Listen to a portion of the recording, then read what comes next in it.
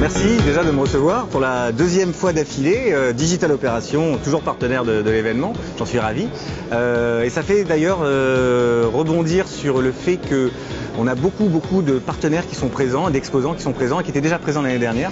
On a environ 70% des partenaires exposants qui ont reconduit leur participation, plus de nouveaux, puisque cette année on a peu ou prou 15% de progression en nombre d'exposants, on doit être à 110 exposants. Le salon aujourd'hui a atteint une maturité, on peut le dire, qui fait que des grands comptes, je pense à IBM et à Orange Business Services, qui sont sponsors diamants du salon, ont compris en misant énormément sur de la communication et sur une présence qui est assez forte avec leurs partenaires notamment, qui nous permet nous de relayer l'information auprès d'un écosystème de plus en plus grand et spécialisé professionnellement. 40% de nos visiteurs aujourd'hui sont issus de sociétés dites grands comptes, plus de 500 salariés.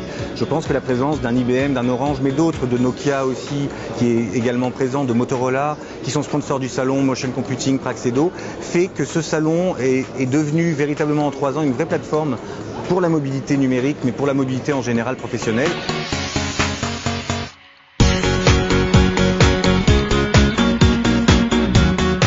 C'est une des nouveautés cette année, on a décidé de mettre en avant non plus 2 speakers sur les 2 journées, mais 4 speakers. Donc le salon s'ouvre sur 2 keynotes successives, des speakers de renom, puisqu'on avait le directeur général France de Nokia qui était présent, on avait le directeur B2B d'Orange Business Services, Pascal Ancian, on avait Michael Gilfix qui est directeur IMIA chez IBM, et on avait aussi Novell qui était présent sur la 4e keynote.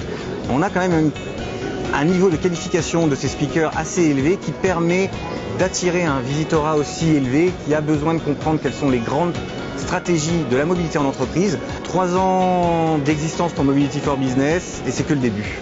À l'année prochaine.